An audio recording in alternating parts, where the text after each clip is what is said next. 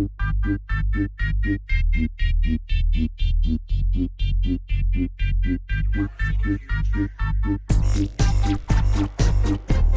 er taget til solskinsfyldte Irvine i Californien. Blizzards hovedkontor.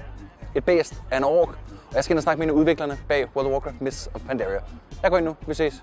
Så det er dejligt vejr. Hej. When a world of limitless adventure opened up before us, we rose defiantly against all those that threatened the peace of our kingdoms. We ventured to a new, alien world and cast the lords of shadow and flame back into the abyss. It was we who held the line, as death itself rose like a tide to swallow everything we held dear. One of the things we did in Cataclysm is that we kind of were very linear about the questing process overall. So for Mists of Pandaria, we wanted to kind of open that up and let the players choose their own adventure on how they get through the continent and the world and the expansion, but still end up in the same place. But I think you have a lot more flexibility as to how you end up there. What is cool about the new races in Mists of Pandaria?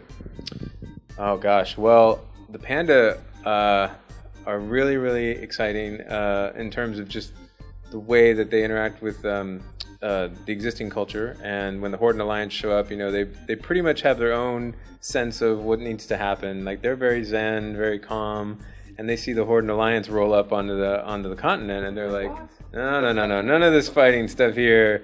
We will fight, but you guys, you need to chill out. But there's definitely a lot of combat, a lot of excitement with the new races. You know, you saw the Hozu and the Jinyu today. You got a little taste of the Mogu, which are those big kind of tanky-looking guys, and they're big, bad, and mean.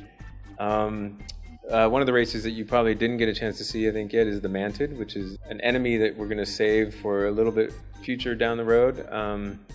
But they're really vicious in terms of like how they interact with the cultures and the players themselves, and so you'll get a lot of quests that you'll have to deal with them. They're going to be a centerpiece in terms of like combat and that kind of stuff. So, you guys managed to make a cute and sexy female panda.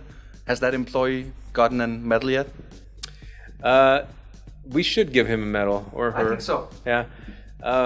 Yeah, we're really excited about the female panda. We think it turned out really, really well. And we look at the panda race in general, and we feel like they're very Warcraft. You know, we feel like they've taken on the style, the embodiment, the kind of personality that has kind of gone with a lot of the races that we've made so far. So we're hoping that players enjoy it a lot. When you reach max level, you can now train your own mount from like egg-sized. What would that be like? Would it be like having a Tamagotchi on speed? Yeah, probably something like that.